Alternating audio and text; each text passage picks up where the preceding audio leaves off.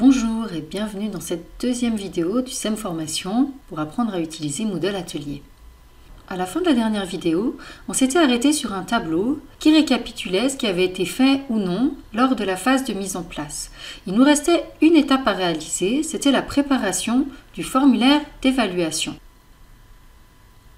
Première remarque avant de commencer, nous avons ici un formulaire qui correspond à l'évaluation cumulative que nous avions sélectionnée dans la première partie. Si vous avez sélectionné un autre type d'évaluation, la page ne se présentera pas de la même manière. Alors, qu'est-ce qu'on a ici? On a différents aspects qui sont proposés, aspect 1, aspect 2, aspect 3, aspect 4. Il est possible d'en ajouter encore autant qu'on le souhaite. On va ensuite décrire à quoi correspond ce premier aspect qui est évalué. Puisqu'il s'agissait d'évaluer un poème, nous pourrions par exemple choisir ce type de critères. Ensuite, on voit qu'on a un certain nombre de points qui peuvent être attribués, par exemple 6. Et on peut également choisir la pondération de ce critère spécifique.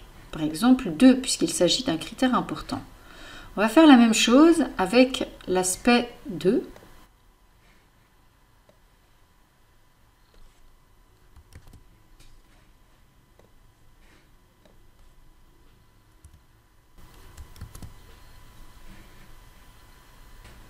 Et l'aspect 3.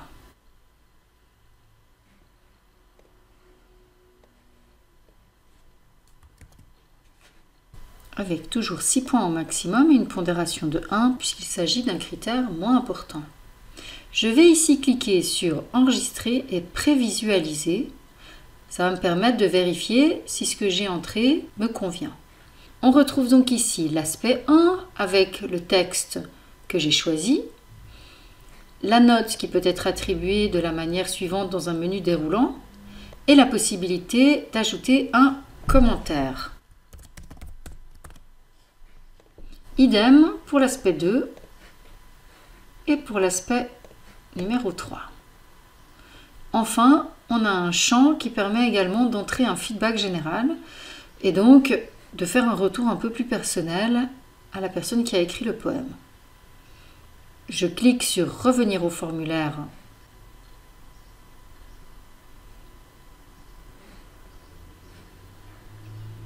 et je clique sur Enregistrer et fermer. Je constate à présent que toutes les étapes de la phase de mise en place ont été effectuées. Il ne me reste plus qu'à cliquer sur Passer à la phase suivante pour permettre aux élèves d'accéder à ce que j'ai préparé et de rendre leur travail. Je clique donc sur Passer à la phase suivante. Vous avez systématiquement un message qui va apparaître quand vous passez d'une phase à l'autre qui vous rappelle à quoi correspond chaque phase.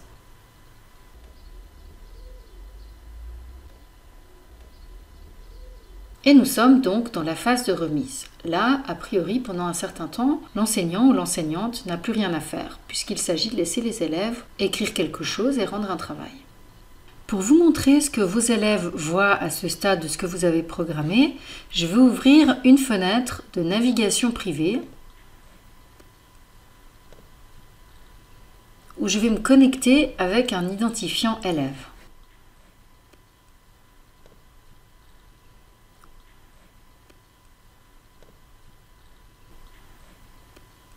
Donc, comme vous pouvez le constater, Jean Bidon participe à beaucoup de cours. Je vais donc chercher le mien.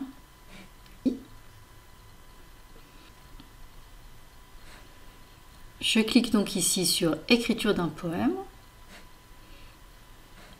Et je vois que je peux remettre mon travail ici. Je vais cliquer sur Ajouter un travail, lui donner un titre.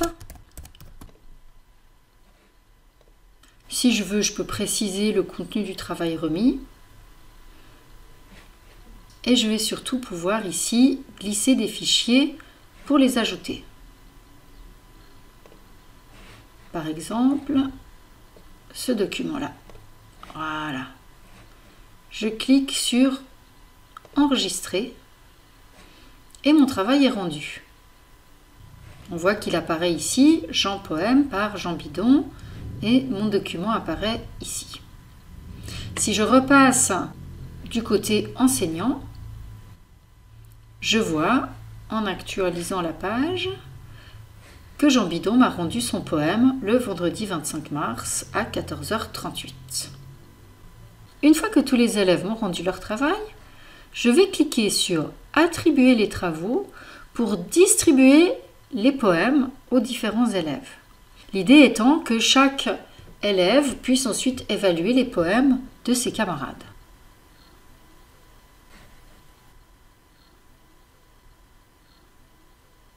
Alors, j'en profite peut-être pour vous montrer un truc qui est assez utile. Une fois que vos élèves se sont connectés à Moodle, si vous cliquez en fait sur leur profil, vous avez la possibilité de vous connecter sous leur nom et donc en quelque sorte de vous faire passer pour eux. On voit dans la petite pastille qui est en haut à droite que je suis moi-même mais connectée sous un nom différent. Donc ça va me permettre en fait de remettre un travail à la place d'un de mes élèves. En l'occurrence, pour vous, c'est surtout pratique parce que ça vous permet de vérifier un tout petit peu à quoi ressemble votre atelier d'écriture si vous avez besoin de vérifier quelque chose en cours de route. Ok, donc maintenant qu'on a 2 personnes qui ont rendu leur travail, je vais revenir à mon profil à moi. Pour revenir à mon profil, je clique encore une fois sur la pastille et je clique sur déconnexion. Donc ça ne va pas me déconnecter moi, c'est juste que je ne serai plus connectée sous le nom d'un élève. Et donc j'ai Jean qui m'a rendu un poème, Eric qui m'a rendu un poème, et ça va me permettre cette fois-ci d'attribuer les travaux. Vous avez donc ici, le participant est évalué par, et en face on a le participant. Donc Jean Bidon va être évalué par Eric Vannoncini, et Eric Vannoncini va être évalué par Jean Bidon, et le tour est joué. Je reviens donc au tableau et je peux passer à la phase suivante qui est donc la phase d'évaluation. Chez moi, pour l'instant, il ne se passe rien. Par contre, chez Jean Bidon, on va voir tout de suite ce qui se passe. Si Jean Bidon revient sur écriture d'un poème, il va voir qu'il y a ici un travail à évaluer. Il clique sur évaluer. Et il va remplir le formulaire que nous avions préparé à son attention.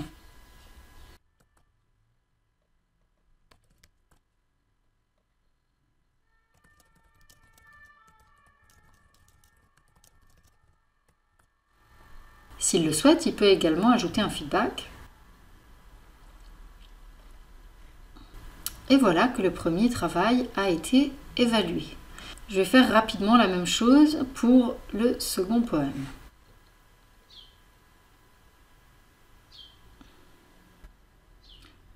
On peut constater ici que la phase d'évaluation est terminée puisque chacun des 2 élèves a évalué le travail de l'autre.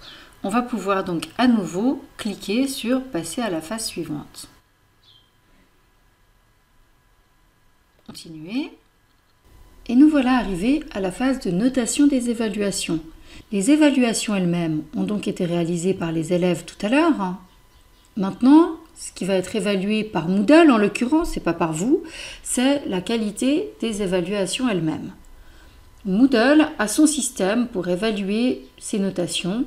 Il utilise une méthode de notation des évaluations qui se base sur la comparaison avec la meilleure évaluation.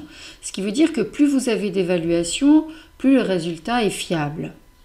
Ce que vous pouvez paramétrer par contre, c'est la comparaison des évaluations qui peut être soit très stricte, soit très indulgente, soit au milieu normal. Une fois que vous avez fait ce choix, vous pouvez calculer les notes. Et donc on voit ici les notes obtenues par Jean Bidon et par Eric pour l'évaluation elle-même. Les notes sont très bonnes puisque les 2 évaluations étaient identiques. Si par contre vous avez des élèves qui ne remplissent qu'à moitié l'évaluation et d'autres qui la remplissent consciencieusement, l'écart risque de se creuser entre les différents élèves. Nous pouvons à présent passer à la phase suivante qui est également la dernière phase de cet atelier. C'est lors de cette phase que les élèves auront accès aux évaluations de leurs camarades et à leurs notes.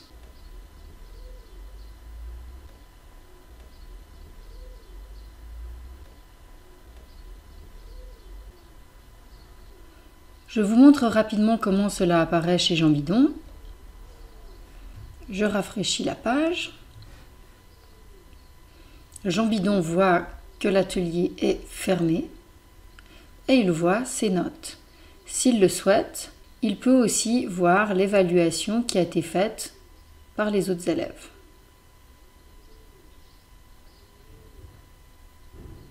Je reviens rapidement à la fenêtre précédente où vous voyez donc le fameux tableau sur lequel l'enseignant ou l'enseignante travaille tout au long de l'atelier.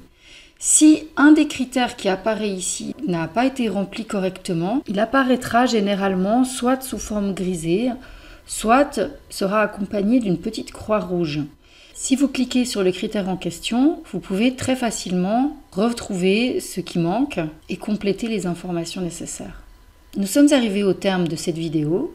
J'espère qu'elle vous sera utile et que vous aurez envie de tenter ces ateliers d'écriture avec Moodle Atelier.